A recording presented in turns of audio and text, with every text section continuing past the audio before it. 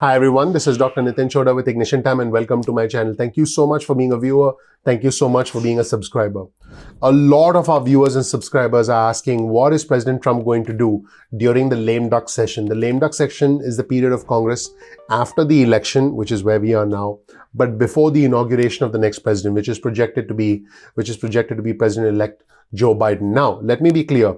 I've done enough videos talking about the election interference issue, all the lawsuits and all the legal challenges that President Trump is mounting in 6 states. And President Trump will have to essentially reverse the outcome in 3 out of those 6 states. And we're talking tens of thousands of votes. The most an election outcome has ever changed in all of history has been about 2,500 votes. So this is essentially an insurmountable legal challenge. But again, let's wait till it all plays out.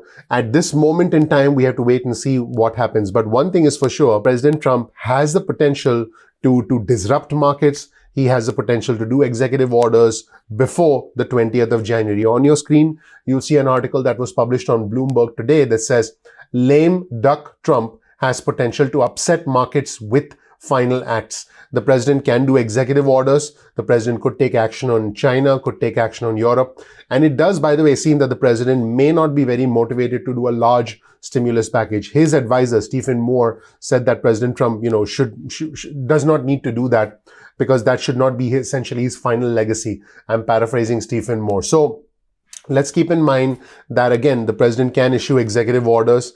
And once President-elect Joe Biden's win is certified, President Trump will officially enter what's called as a lame duck session of his presidency. And the president can do, pretty much a number of things. He could do executive orders, which can disrupt the markets. By the way, keep in mind, President Trump has already ousted his defense chief. And he's restructured leadership within the Pentagon. He's already done that. Disputes with China regarding commerce, regarding tariffs, disputes regarding technology. There could be a trade spat with Europe that could continue. And basically, the government funding deadline, which is in December, is going to be an opportunity potentially to pass another stimulus package. But we'll see if the president is interested in something like that. So keep in mind that the current Congress, which is a Republican majority, and it's going to be a Republican majority unless something changes in the Georgia Senate runoff races. The current Congress is going to be in session through the end of the year.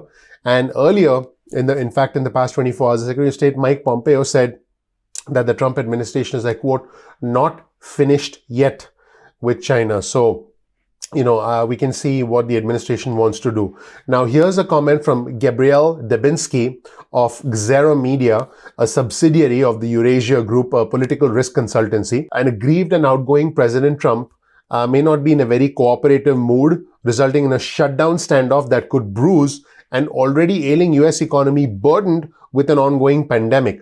The upcoming lame duck session could be more tumultuous than ever.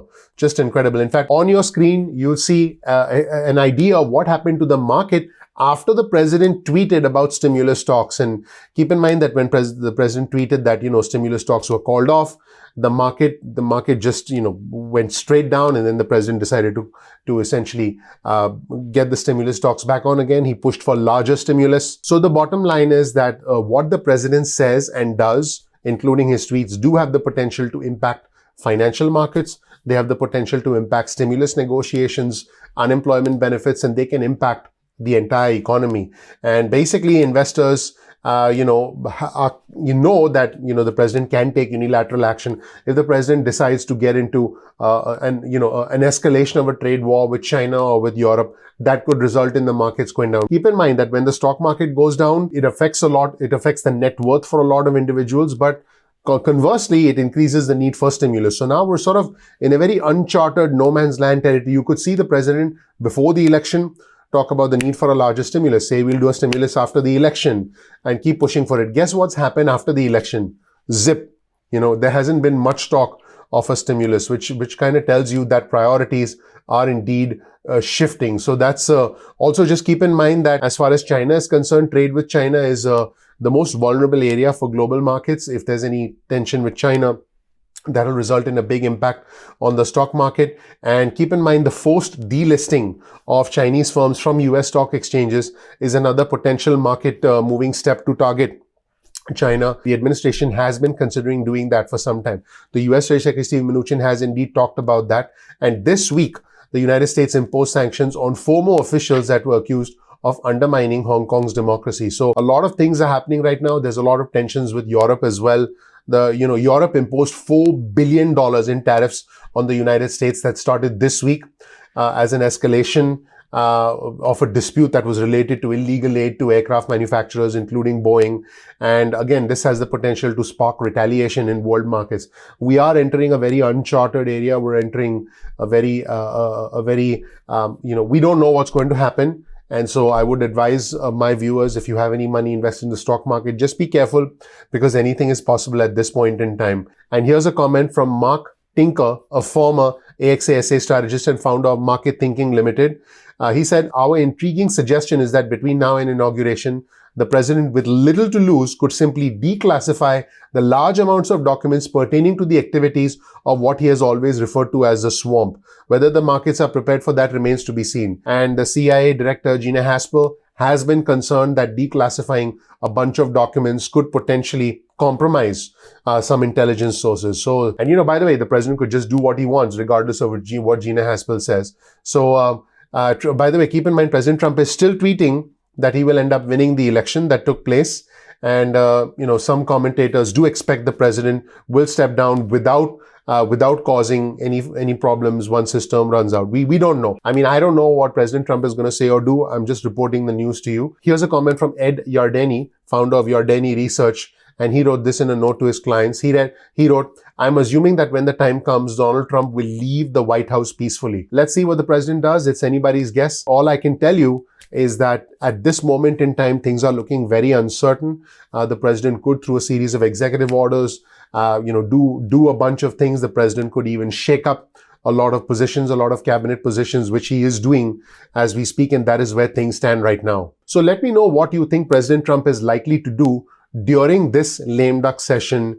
There's a very high probability that the election results will indeed get certified. There is no reason to think that tens of thousands of votes in several states are going to get overturned.